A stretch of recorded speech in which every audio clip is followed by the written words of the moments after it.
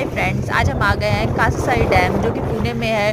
बहुत ही सुंदर प्लेस है कपल्स के लिए। यहाँ पे आप बोट राइडिंग और भी वाटर एक्टिविटीज़ का मज़ा ले सकते हैं। फिलहाल तो हम बोट राइडिंग का मज़ा ले रहे हैं। ये देखिए कितना सुंदर सा नज़ारा दिख रहा है पानी से, और पहाड़ है सामने। यहाँ बोट राइडिंग 2 टाइप्स की होती है। ये जिसका कॉस्टिंग है, एक का है जिसमें 4 पर्सन को अलाउ है और 1 पर्सन 150, और एक है जिसमें 6 to 8 पर्सन मैक्सिमम बैठ सकते हैं, जिसका कॉस्ट है 100 रुपीज़ करके। ये देखिए कितना सुंदर सा पहाड़ सामने दिख रहा है। फिलहाल हम लोग जा रहे हैं एंड पॉइंट पे। हमारा बोट राइडिंग ख़त्म होने वाला है। ये देखिए कितना सुंदर सा नज़ारा दिख रहा है यहाँ से। बहुत ही सुंदर जगह है कासासाई। फिलहाल आप लोग ज़रूर आए।